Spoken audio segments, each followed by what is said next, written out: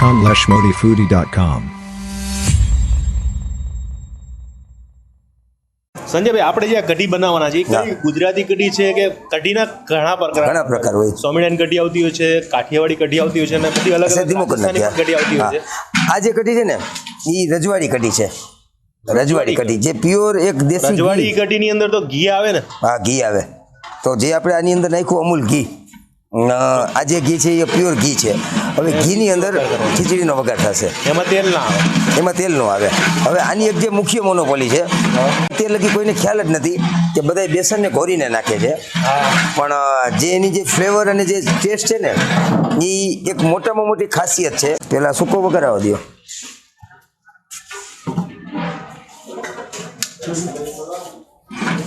જે આ ઘી છે થઈ ગયું છે. હા, હવે એની અંદર આપણે જ્યાં સૂકો વઘાર લોટ અને જે ટીવી જે આપણે સ્ક્રીન ઉપર જોઈ રહ્યા છો ને, અને એની અંદર આ શું નાખ્યું? ચણા. હવે આ જ મોનોપોલી છે. એ કાઠિયાવાડી જે કઢી છે તે પ્યોર દેશી ઘીની અંદર બેસનને શેકવાનો છે. આ ચણાનો લોટ આમાં આપણે નગર ઓલે બધે આપણે નાખ. હા, બસ જે મુખ્ય જે સ્વાદ છે અમુક જે મોનોપોલી છે લોટ શેકાઈ જાય છે. કાચો ના રાખે. આનાથી સ્વાદમાં કોઈ ફરક આવી જાય? આખો જો આ છે આપણે જે મોનથાર જેવો ધાબો થઈ ગયો. હવે એની સ્મેલ આખી અલગ ચેન્જ થઈ ગઈ એટલે લોટ શેકાઈ ગયો. હાલો હવે એની અંદર આપણે આ લીલો વઘાર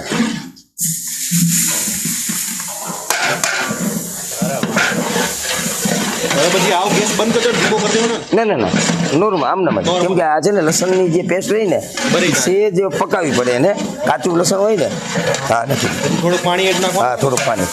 એટલે જે ફૂડના અમુક પ્રકાર હોય કે જે વઘાર કર્યા પછી અમુક લસણ છે, અમુક મસાલા છે, જે કાચા પીસેલા છે એને થોડાક શેકાવા દેવા પડે કે જેથી કરીને જે અત્યારના જે પ્રશ્ન છે.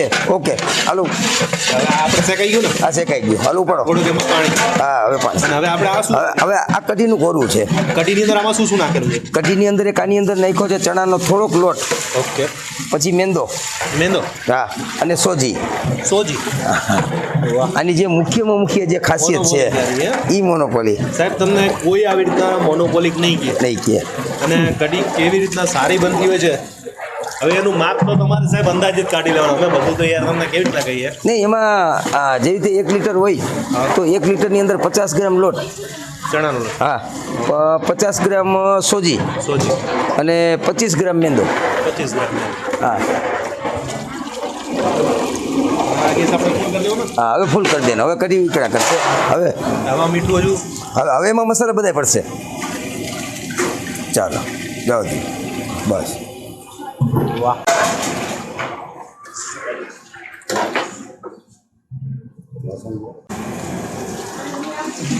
આમાં થોડુંક જ જોઈશે ને? તો આમાં લાઈટ જ આવો, જરાક જ લીલું લસણ અને કોથમીર એ પણ જરાક જ. ના, જરાક જ. સ્વાદ અનુસાર આમાં મીઠું. વાહ,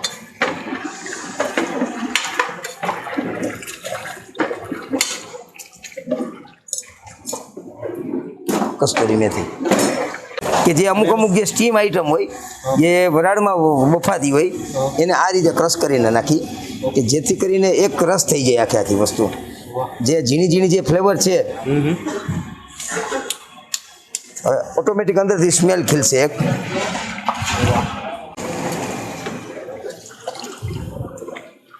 કસૂરી મેથી કઈ વાપરવાની હોય?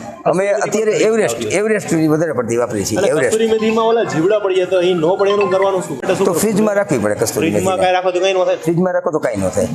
કેમ કે જે એમાં એક છે ને એક સુકવણી કરેલી એક મેથી છે અને કોઈ પણ સુકવણી વસ્તુની અંદર 12 માસિક જ્યારે વરસાદ ભારે મોસમની ઋતુ આવે ત્યારે 100% સુકવણીમાંથી જે લીલાશ પકડે એટલે અંદર માઇનોર જીવાત થાય. પણ ફ્રીજમાં સુકવણીની કોઈ પણ વસ્તુ રાખો. અમે સુકવણીની અંદર જેવી રીતે એક ભીંડી છે જે નોર્મલ 1 કિલો ભીંડી આવે ને એમાંથી 1 કિલો ભીંડી પલાળો ને એની 10 કિલો ભીંડી થાય. 1500 રૂપિયાની પ્રતિ કેજી ભીંડી છે. એટલે આવા સૂકા ફ્રૂટ ઘણા છે, સૂકા ડ્રાયફ્રૂટ પણ ઘણા છે.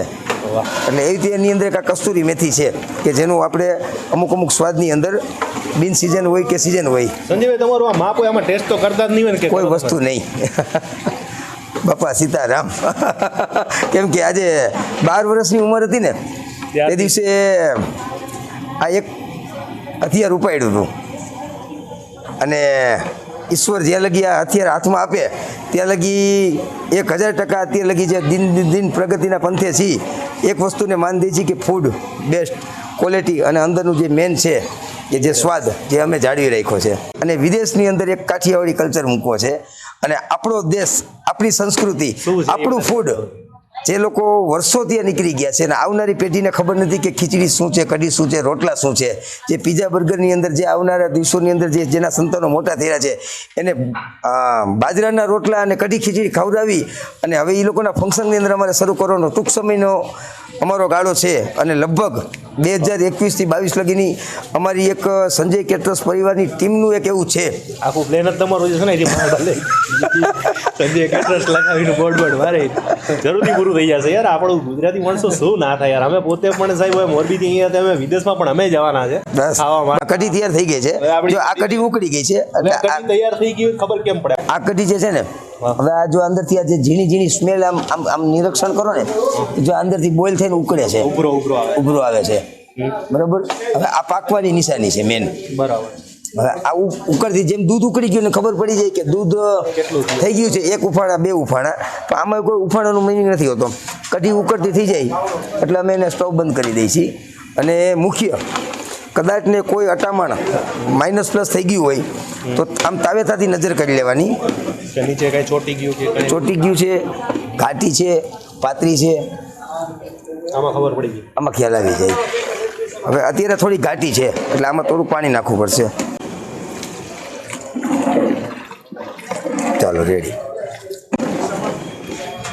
મીઠું 1 કિલો પાણી પડ્યું ને આમાં પાણી પડ્યું એટલે ઉપરથી એક્સ્ટ્રા. હા, ઓલું જે માપ હતું ને કિલો 20 ગ્રામ મીઠું જોઈએ અને કાંટે મૂકો એટલે 20 ગ્રામ જ થાય.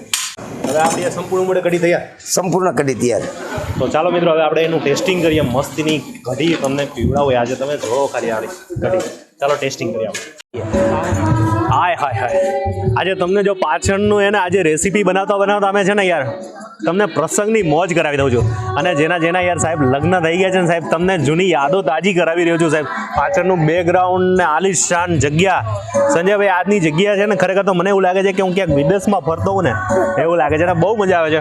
અને હવે આ કઢી જે આપણી કહેવાય ને કાઠિયાવાડી કઢી ગયો, રજવાડી કઢી ગયો કે તમે જે કઢી ગયો, પણ જે કહેવાય ને કે આપણી કાઠિયાવાડી કઢી ઘીથી બનાવવામાં આવે છે, ચોખ્ખા ઘીથી. અને આ બધી ખાવાની વસ્તુ એવી છે કે ખીચડી સાથે ખાવાની છે, પણ તમને જે વસ્તુ અમે જેની રેસીપી બનાવી છે એનો ટેસ્ટ કરાવી રહ્યા છે તમને. જોઈ લો. હાય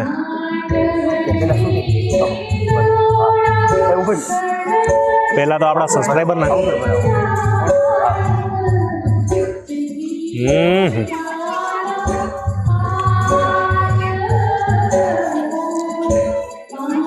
એક વાત કહું, પહેલી ચમચીમાં ક્યારે સ્વાદ નહીં આવે. સાચી વાત છે ને? બીજી ચમચી લેશો ને ત્યારે એનો સ્વાદ સાચો આવશે. કારણ કે પહેલી ચમચીમાં બીજી બધી વસ્તુનો સ્વાદ આવશે, પણ ઓરિજિનલ તમારે ટેસ્ટ લેવો હોય ને તો બીજી ચમચી લ્યો.